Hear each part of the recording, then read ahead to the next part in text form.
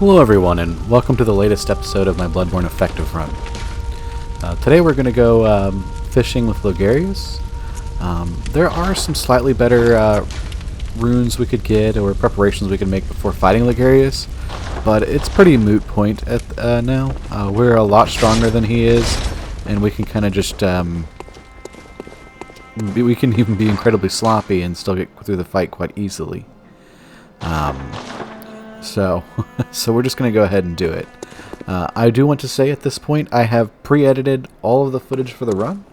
So all I will be mostly doing now is commentary and my, fun joke edits. Or if I need to put any inserts for the things I like to discuss or talk about. Logarious is, I'd say, a pretty fun fight overall. A lot of people struggle with him. But if you're running a parry build like this, that is pretty much his marquee weakness. He's relatively fast. He's got magic, AoE spells. He has the ability to spam them. So we want to get in his face and make sure that he actually has to swing his sword around or get behind him for a backstab. The backstab, there are a few moves that are pretty easy to guarantee a backstab on, but it's relatively tricky. Much easier to go for the parry, which is why we have our runes that allow us to get bullets back and a little bit of health back, so we can kind of save ourselves on blood vials. It's a pretty solid combo, and we also have the claw rune to maximize. Well, maximize is a strong word, but to increase our damage. We could go visit another NPC who's been very helpful at the beginning of the game to get a stronger variant of it, or even to stack the two and just get rid of the blood rapture to heal. This is a pretty, we're pretty strong, and this combination is pretty effective. We'll probably cover that in the next episode.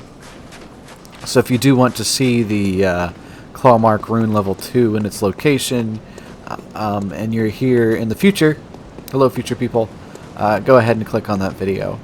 I like the Logarious fight quite a bit. There aren't many boss fights I would say I dislike in Bloodborne. There are certainly some I struggle with more. I'm quite comfortable fighting Logarious at lower levels. I think just like my preferred play style matches well with him. Along with Orphan, Maria, and Gehrman will probably be my favorite set of bosses. And now that I think on it, I'd probably put Logarious here. Missed this Bold Hunter's Mark / Homeward Bone. So if you run through here like we did earlier to get our +7 weapon early, there's the easy way out.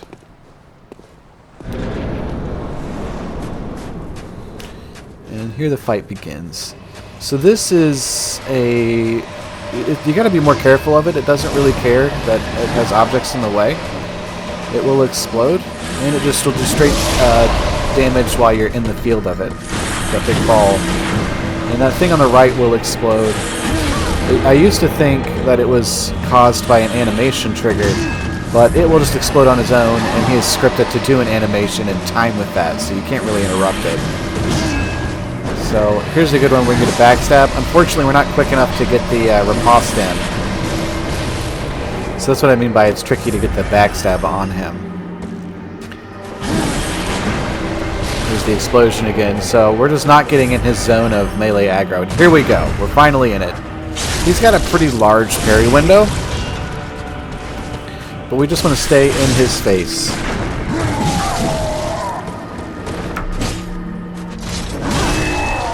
Now when he's doing the jump up like that, if you can kind of get your eye on him without being locked on, it won't mess with your camera, and you can get behind where he's going to land and get a backstab off. That being said, we're so strong at this point and so used to parrying at this point that we're in good shape.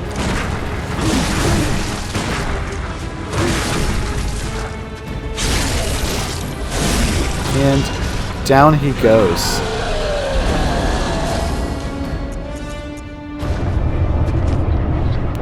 That was Martyr Logarious.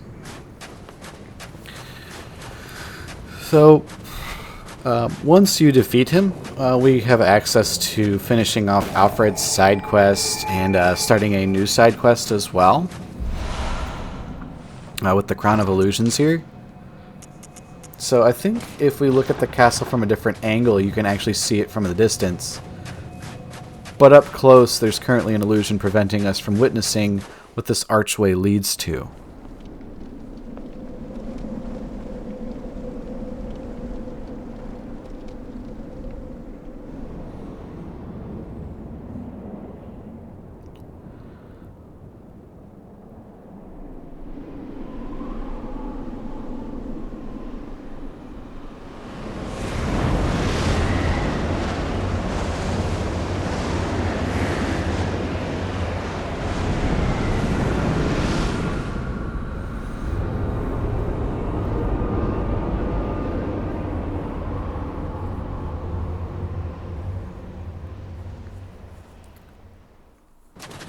Wouldn't you know it, it leads to a whole nother castle section.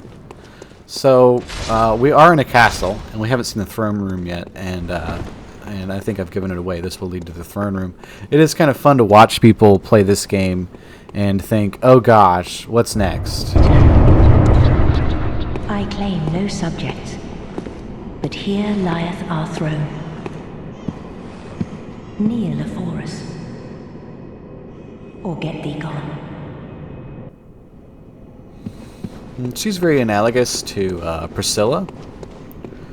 Or, well, yeah, I would say Priscilla is probably a better combination, but although she can't be a boss fight with her speaking. She's in a snow world off from the rest of the game. This is kind of like the Painted World. Visitor. Moon-scented hunter. I am Annalise, Queen of Castle Canehurst.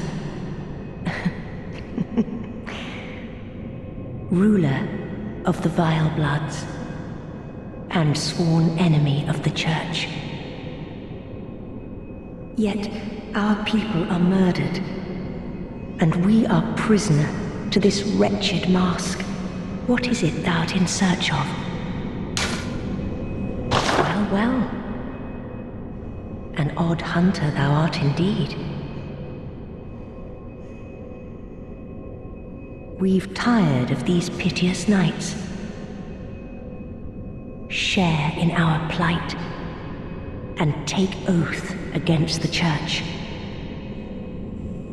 If thou wouldst this path walk, I prithee, partake of my rotted blood.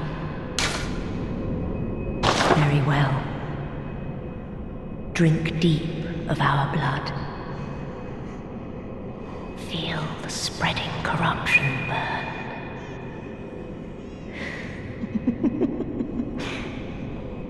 Now, thou art too a vile blood. We two, the very last on this earth. And this gives you the corruption rune.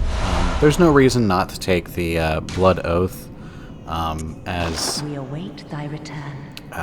It doesn't, like, there's no really an in-game effect unless you equip the rune itself.